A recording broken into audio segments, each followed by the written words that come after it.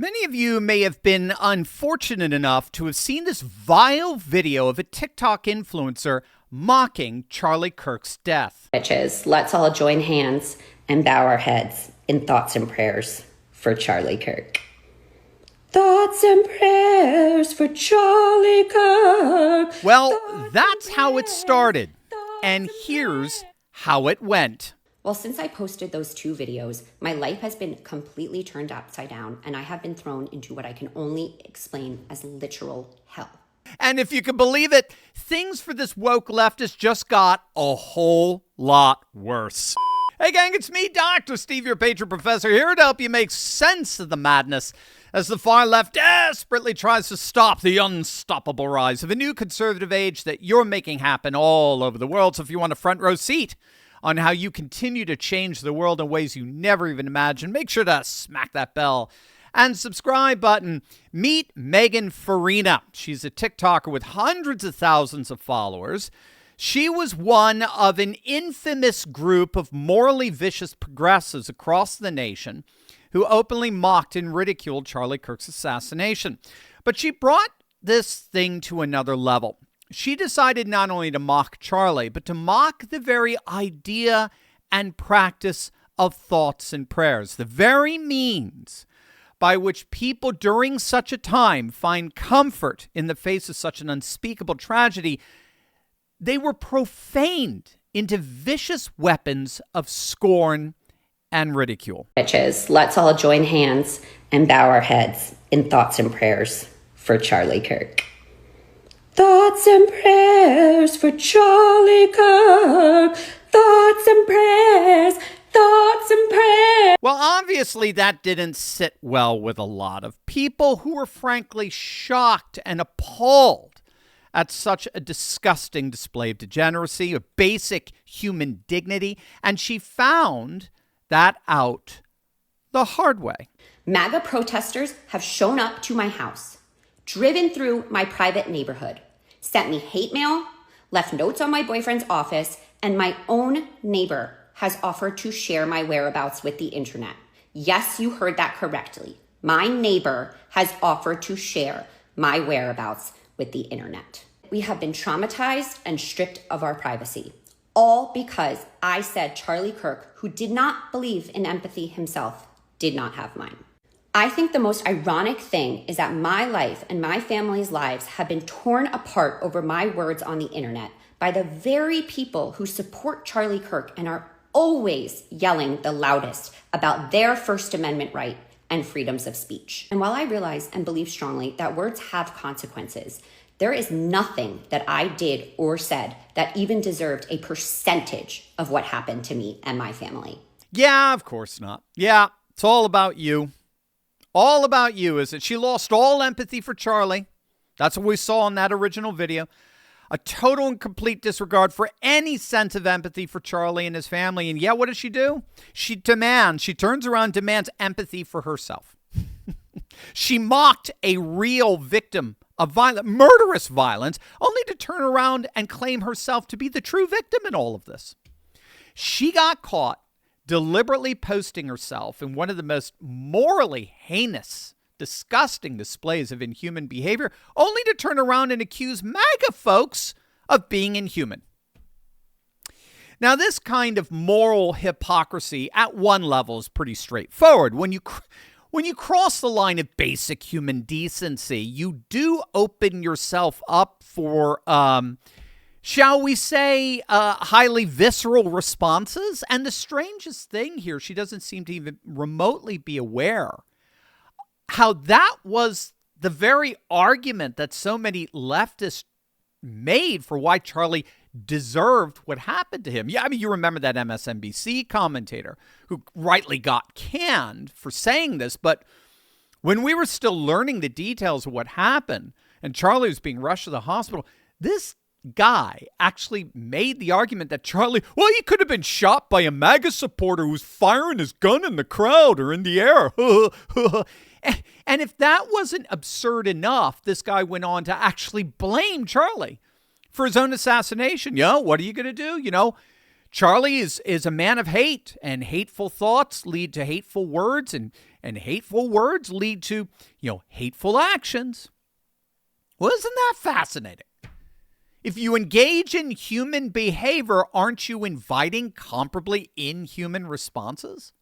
That's your logic, right? Well, now, of course, the breakdown in that is that Charlie's supposed hatred involved merely expressing ideas that the woke progressive left found offensive. That is what they found hatred, not openly mocking and ridiculing a murder victim.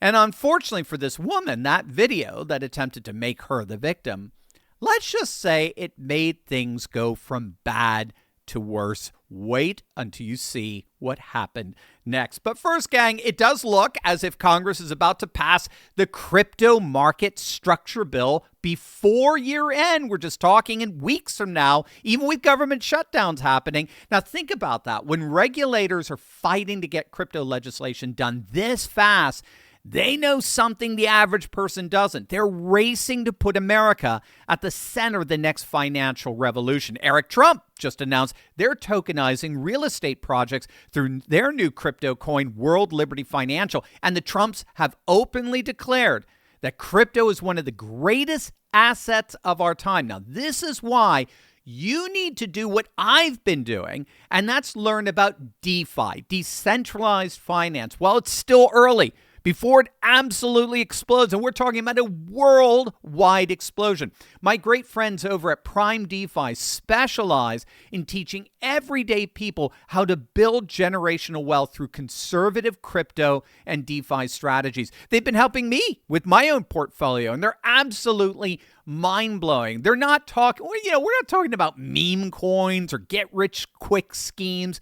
They're focusing on this amazing strategy of yield generation, putting your crypto to work for you, the same way central banks, institutions, and companies are doing right now. Prime DeFi works with Americans who want to understand this space without the hype, without the pressure. Now, this is something that's going to literally revolutionize the way you think about money. Click on that link below to access Prime DeFi's free resources, and then, like me, learn how to position yourself in this once-in-a-generation opportunity. I've sat through all their videos. They're absolutely amazing. President Trump and the SEC are giving the full green light on crypto, so this is your moment to join me and get in on the ground floor. Let Prime DeFi show you how to navigate this world with their educational step-by-step approach to crypto and DeFi. Click on that link in the description below, and Prime DeFi will walk you through exactly what you need to know to get started safely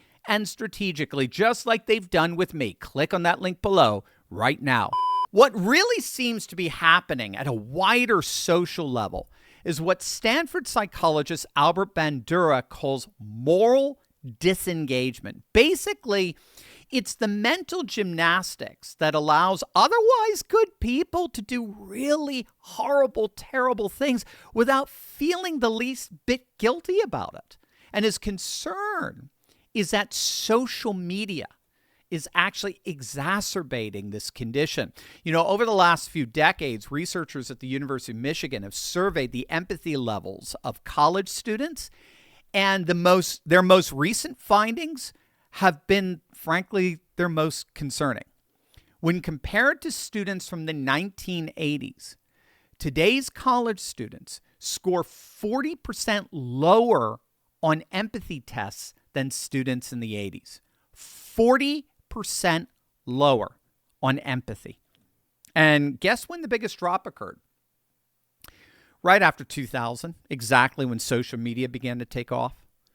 So it's not a coincidence. UC Berkeley did another study. They found 57% of Americans straight up admit that social media toxicity has more or less killed their empathy.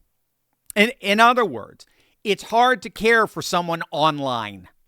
It's hard to empathize with a digital identity. And we're spending more time than ever on a screen. I mean, we're literally training ourselves to feel less.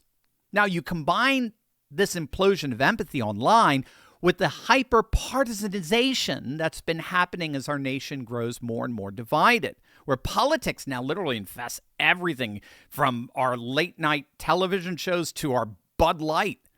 And you begin to see the recipe for radical and widespread dehumanization. We tell ourselves, he deserved it. I'm fighting for justice. And suddenly cruelty feels righteous. And what's really crazy in all of this, United Way did a study back in 2023 and found empathy ratings in America dropped 14% during the pandemic alone. It was worse for millennials. It dropped 20%. And what we're finding is that brain scans are showing reduced activity in the insular cortex. That's the part of your brain responsible for empathy, for feeling what others feel. So we're not just losing empathy culturally. We're literally rewriting our actual brains at the neurological level. And the irony in this, particularly for these woke leftists, is when you're doom scrolling every day, looking for the next person to destroy, hunting for the next outrage, you lose the ability to actually respond to real injustice. That's why I've had to applaud Bill Maher for calling out his fellow liberals and their deafening silence over the genocide of Christians in Nigeria. They go nuts over the genocide in Gaza, but they care nothing about the genocide of Christians. This is exactly what happens when everything is an online outrage. Well, then the real outrage disappears. When you spend your day obsessing over imaginary and fabricated injustices like Charlie Kirk's supposed hate speech, you miss the real injustice, which was the senseless gunning down of a young husband and father of two. And so then this brings us full circle here with this TikToker. Her inability to perceive moral reality blinded her to the real moral outrage. And therefore, we shouldn't be surprised if she can't recognize morally outrageous behavior in herself. Speaking of, as promised, here's the latest. I feel like it's going to come as no surprise to anybody, but we are moving. After being doxxed by MAGA and having my entire family's lives threatened, and for it to continue to happen in my comments as I went back to posting, we definitely no longer felt safe here. So we decided we had to move. Luckily, we had the ability to do so. That's right. She gone. She's now reportedly having to move from her home. She's done. She's claiming this is for her own safety. But there you have it. I mean, it does appear that whether she liked it or not, she's facing moral accountability for her own highly immoral actions, for right or for wrong. It's one thing to own it, to take responsibility for it and confess what you've done. That's the heart of what it means to be a Christian person, a Christian human. We're all fallen, we're all flawed, and we confess it and seek forgiveness. It's a whole other thing to try to desperately make yourself the victim of your own deplorable actions. And with that in mind, I must admit, it's pretty hard for me to find any empathy with this.